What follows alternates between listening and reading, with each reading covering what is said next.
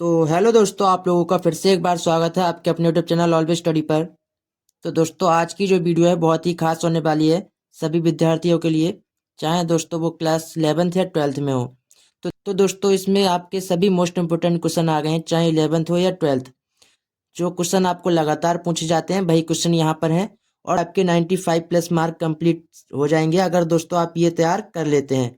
तो देखिए, सामान्य हिंदी पेपर 2024 में जो क्वेश्चन आने वाले हैं वो हम देखेंगे। यहाँ पर सबसे पहले आप देखेंगे प्रश्न नंबर 1 है आपका जीवन परिचय, या दोस्तों आपको आता है साहित्य परिचय। और दोस्तों इसमें क्या आता है, आपको कीर्ति भी लिखने को आती है। तो देखिए, मैंने गद्य और पद्य दोनों में बताए हैं आपको कौन कौन से हैं। यहाँ पर गद्य में आपके आते हैं लेखक।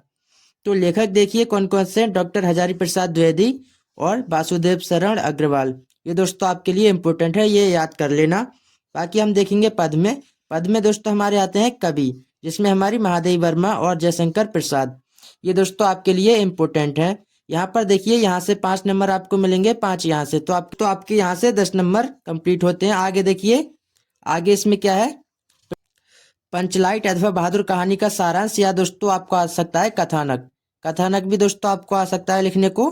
अब नीचे यहाँ पर देखेंगे, प्रश्न आपका 3 दिया है, गद्यांश एवं पद्यांश में क्या आते हैं, संदर्भ और प्रश्नों के उत्तर आते हैं, जो दोस्तों आपको कितने पूरे 20 नंबर में आते हैं। यहाँ पर आपके गद्यांश में आते हैं 10 नंबर और पद्यांश में।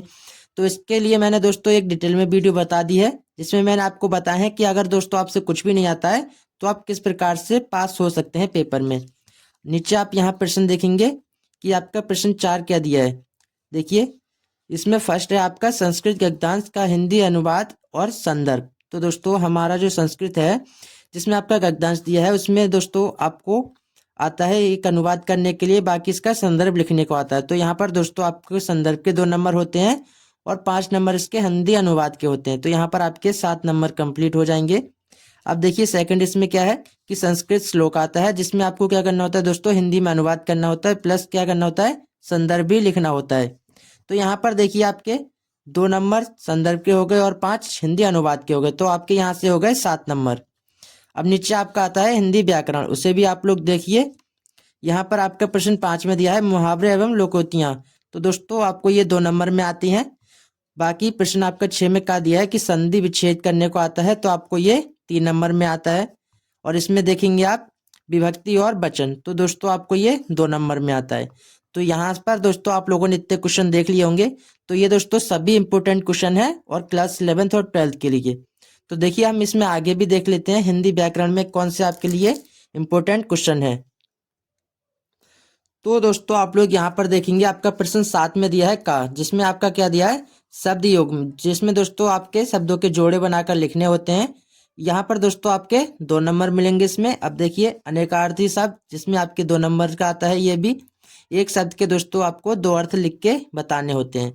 अब यहाँ पर देखिए अनेक शब्द के लिए एक शब्द लिखना होता है, वो आपको 2 नंबर में आता है। यहाँ पर आपका है वाक्य शुद्ध करके लिखना, दोस्तों इसमें आपको क्या होंगे, वाक्य शुद्ध करके लिखने होंगे।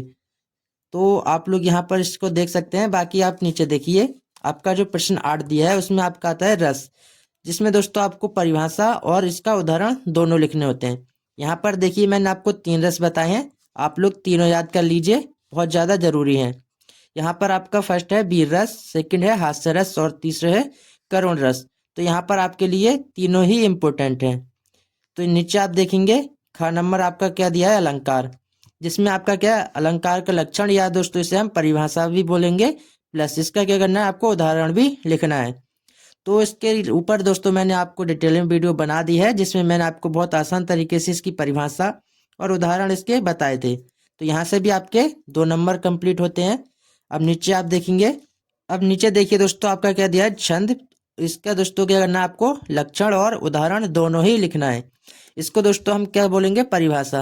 अगर दोस्तों आपको बोला जाए कि छंद ये इसका लक्षण बताना है, तो दोस्तों आप समझ जाना कि इसकी परिभाषा और इसका उदाहरण दोनों ही बताना है। अब यहाँ पर आप लोग देखिए क्या दिया है, इसमें आपके इम्पोर्टेंट क्या है, दोहा और सोरठा। ये दोस्तों आपके लिए मोस्ट इम्पोर्टेंट है। तो नीचे आप एक प्रश्न देखेंगे, उच्च शिक्षा पूरी करने के लिए शैक्षिक ऋण प्राप्त करने के लिए बैंक प्रबंधक को पत्र लिखिए। अब दोस्तों ये तो आपको आता है इंटर में। अब देखिए आपको 11th में किस प्रकार का आता है, हम वो भी देखेंगे। तो दोस्तों मैंने आपको पहले ही पेपर में बता दिया है कि कैसे ये क्वेश्चन आते हैं। यहाँ पर आप देखेंगे 11th का ये जो पेपर है जिसमें आपको ये दिया है, देखिए इस प्रकार का कि अपने शहर के किसी विद्यालय के प्रबंधक प्रवक्ता को हिंदी की नियुक्ति आवेदन पत्र लिखिए। तो दोस्तों आप लोगों ने ये पेपर नहीं देखा है तो आप लोग देख सकते हैं, लिंक मैं आपको डिस्क्रिप्शन में दे दूंगा। देखिए यहाँ पर आपको निबंध भी दिया है अपनी भाषा शैली में। दोस्तों अपनी भाषा शैली पर निबंध लिखने को आता है। अब यहाँ पर इसी प्रकार से आप प्रश्न 10 देखिए जिसमें क्या दिया है, अपनी भाषा शैली पे निबंध लिखिए। तो दोस्तों इसको क्या करना होता है, अपने शब्दों में लिखना होता है कि किस प्रकार से हम इसको लिखें। तो यहाँ पर आपको मैंने 3 बताए हैं, 11th और 12th दोनों के लिए इम्पोर्टेंट है। देखिए मेरा प्रिय कवि और प्रदूषण एवं निवारण। नंबर 3 है आपका जीवन में खेल का महत्व। तो ये दोस्तों बहुत ज़्यादा जरूरी प्रश्न है आप सभी के लिए, चाहे दोस्तों आप किसी भी क्लास में हो। अगर दोस्तों आप इन्हें तैयार कर लेते हैं तो आप हिंदी में 95% आराम से बना सकते हैं। यहाँ पर आप लोगों ने देख लिया होगा पूरे मोस्ट इंपोर्टेंट क्वेश्चन जिसमें मैंने आपको बता दिए। और दोस्तों हम अगली वीडियो में इसके देखने वाले हैं विद सॉल्यूशन के। और दोस्तों ये वीडियो अपने सभी दोस्तों में शेयर करना ना भूलें, और आप नए हैं तो हमारे चैनल को सब्सक्राइब जरूर कीजिए जिससे आने वाली नई वीडियो का नोटिफिकेशन आपको मिल सके। तो मिलते हैं आपसे ऐसी नई वीडियो के साथ, तब तक के लिए जय हिंद,